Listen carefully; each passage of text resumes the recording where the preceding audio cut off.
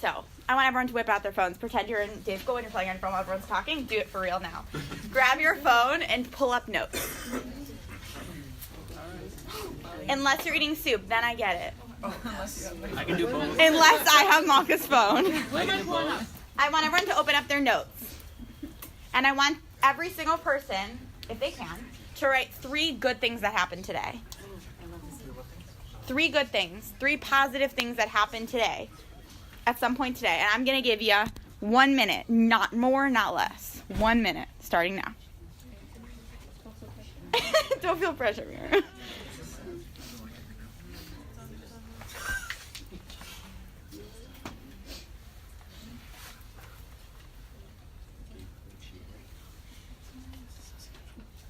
All right. Maybe I'll give you a half a minute so you guys aren't sitting here in silence. Okay. How was it to write 3 good things? What was it easy? Was it hard? Simple? Ridiculously simple? Any opinions? It was easy. Easy. Amazing. Good. How about you? Hard. Thank you. Thank God. Wow, Naftali was beautiful. Well, I'll tell you, for your average person, it's actually not really so easy. If you look at like I guess you could say large group of people, it's not always so easy to write about 3 positive things. So if you read the title of my shiur, chabura, discussion, whatever, it's called The Secret to Organization. And what I'm going to talk to you about is I'm going to talk to you about what it really means to be organized and how it can really help shape our lives, both secularly, both religiously. It can really empower us rather than slow us down when we're overwhelmed. So I'll tell you about my life, okay? I'm a nursing major. Thank you. I don't have time for a lot of things. So my life is based off of time management. I struggle with. I use calendars. I have color-coded calendars. I have lists, reminders, Post-its all over my room. It's how I function. But one thing that I do is I keep a journal. So when I'm stressed out about something, whether it's going on at home or whether it's here at school or if it's about friends or family or even my minion experience, which is amazing, by the way. Thank you, Josh and Jake. Anyways, I write it down, and I like to keep track of it because I like to know what's going on. And now I want to talk about stress. How many of you know actually what stress is? Not something that affects your emotions, not something I mean the real deal. Like, we're going to do like a spiritual anatomy class, okay? We're going to talk about stress. So stress is something that is stress is, I guess you could say, caused by hormones, right? So you have a hormone called cortisol, which is released by your body. It's released by a gland in above your kidney called the adrenal gland. And what it does is it tells your body, hey, I'm really overwhelmed. I really need to take all the resources that you're using right now because if so, I will not be able to function. It lowers your glucose level, which is your sugar. It pulls your energy, makes you more sleepy. It makes your immune system function at a lesser rate because it's saying, hey, whatever's going on in your world is making me need to take a step back. So why is it that when we're all stressed, we all think that we can do more? Why is it that when we're stressed, we think we can pull all-nighters? If, in fact, what our body is saying is, slow down, this is too much for me, why are we not doing that? Okay? Set that paradox into your mind. Okay. Now we're about to get real spiritual anatomy, okay? So, as I was saying, this stress hormone that's called cortisol is released by your adrenal kidney. Renal means is adrenal gland. Renal means kidney. Your kidney is responsible for filtering. It's your filtering system of your body. It filters out nutrients. It filters in nutrients. It filters out water, icky stuff, good stuff. It controls lots of different things. Sorry. And what it does is it kind of purifies, I guess you could say, purifies what you take into your body. So I'm about to be real simple here and medactic, and I'm going to make a comparison. I'm going to compare the stress that our body go through, the cortisol that's released, and that whole system to the filtration system that's right below it, which is obviously not a coincidence, or it is a coincidence because it's Hashem, so it's obviously there for a reason. But I'm going to say that that's what happens to us every single day religiously. We are under stress. Someone amazing is murdered. we're feeling upset, we're angry, we don't understand it, we're under stress. Our resources are depleted, okay? But what do? We complete the paradox. We come together late at night to learn Torah. We go to the grave of the tzaddik that died, and we comfort his family. We're at a place where we're so depleted in our resources, so depleted in our energy and our relationship with God, that it's so challenging to just hold on for one more second because we think it's all over because this horrible thing happened.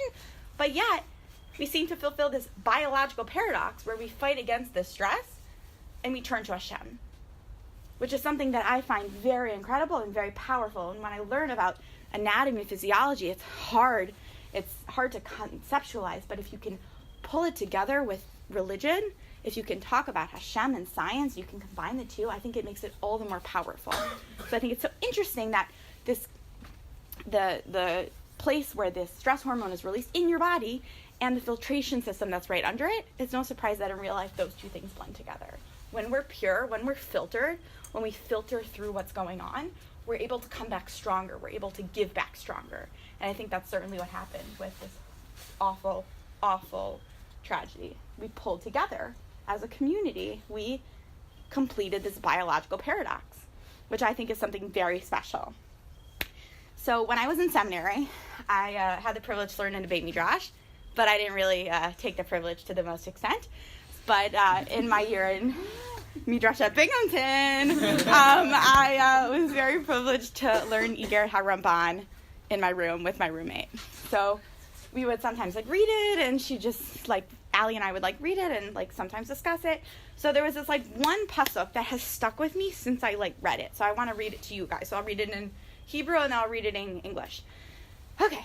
וכאשר תנצל מן הכעס תעלה על ליבך מידת הענווה שהיא מידה טובה מכל מידות טובות שנאמר עקב ענווה יראת Hashem. When you will have freed yourself from anger, the quality of humility will enter your heart, which is the best of all good times. Like it says in Mishlei, which is blanking on who it was written by, so if anyone wants to pipe in. Thank you. The return for humility is the fear of Hashem. So something awful happens. We're stressed, right? We're talking about the paradox, okay? We're stressed, we're upset, we're angry, right? The way we respond, think about it. You're having anava, you're having humility. You're saying, this sucks. This person was murdered. I miss him. I want to be there for this family, but I'm on the other side of the world. I feel like I can't connect. But you're putting yourself lower. You're humbling yourself, and you're saying, you know what? This isn't about what I want. This is what our nation needs. This is what Am Yisrael needs to survive. This is what we need to be strengthened. This is what we need to really succeed and feel fulfilled, to feel enlightened. So I think that where this, sorry, I wanted to see the other page, but don't want to flip it. I think where this kind of all ties together is back again with this concept of organization. So I think a lot in college, I'm really curious, what you guys use as strategies to organize your lives. Can someone tell me? What did she say? Literally nothing. Okay, fine. Hannah? Last year I bought, what's that called? A day planner. Oh, that's great. I write down what I have to do and everything, big challah and also math tests. Yeah. And then I put little check boxes and I check off. Okay, Cameron? Yeah.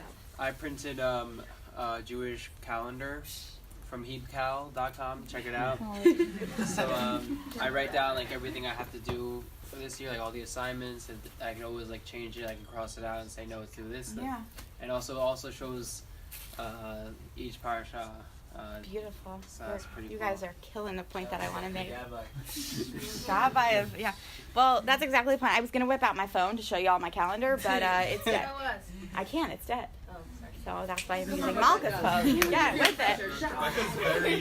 But the point of the matter is they said exactly what I was trying to point out. I bet if all of you whip out your calendars, you'll have Shabbos starts at this time. We're going to go to this person for Shabbos. Oh, the parsha of this week. Oh, I have to make challah.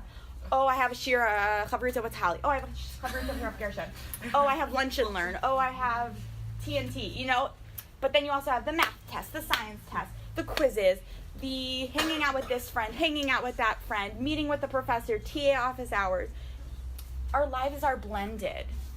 We're able to filter through a like lens, I guess you could say. We're able to pull things through and say, you know, I'm not going to have a life that's filled with only the science tests, the quizzes, the TA office hours, but I'm also going to fill it with Torah. I'm going to fill it with something that drives it, something that, again, enlightens it, something that really pushes it through. So when I have that stress, and I have this paradox where I'm exhausted and tired, I just want to go to bed, but I'm staying up all night, working with friends, striving to do better, you can put those together and say, hey, you know what? No, it's fine, because I'm filtering my life. I'm being humble because I am deserving of that, because my school is deserving of my work, because I can do good for my community and they all deserve to see it. And I think that when you write into a journal, you're literally writing on paper. It's one of the hardest things to do. I'm telling you, it's so hard to write, honestly, on paper. Only good things, and say, I am good enough. And I thought of Tali's shiur, and I'm thinking it like it's the perfect, what she said on Kol Nidre it's so right. Like, to think to yourself, I'm good enough, and what I'm doing, what I'm filtering, what I'm pushing through, all the stress that I go through and what comes out of it, how I turn to Hashem, my relationship with God, my relationship with my friends, with my community, and what I can really, I guess you could say, engage. You're essentially saying that you're good enough. Like, you can do it. Like, you can combine the two worlds. Why do you think all these day schools have the to thrive in the modern world? That was my school. That was my slogan. Or there's other ones like B'nai and Benot Torah. And why do you think that we're called B'nai and Benot Torah, thriving in the modern world? What is this whole idea of Torah Umada?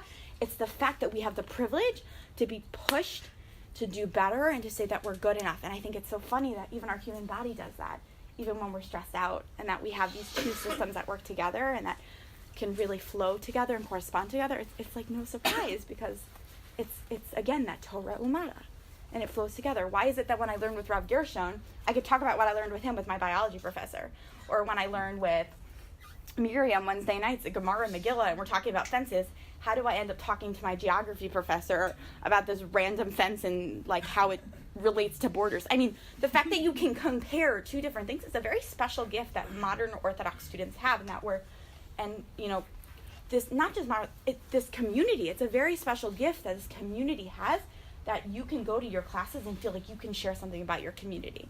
So you have your 3 positive things on your phone. And I'm not going to like force you to do anything. I'm not going to say you have to. This isn't like school or anything. But I'm going to highly, highly encourage you to tomorrow write another 3 positive things. And I want you to think about this idea of this paradox of stress and exhaustion. And I want you to try to fight against it and prove that it's true, and prove that you can filter your life to become better, to be more engaged with your community, and to really inspire people around you and inspire those who are no longer here, and really show them how amazing you're doing in this world and how you are good enough. Just like Tali was saying in Kol Nidre. And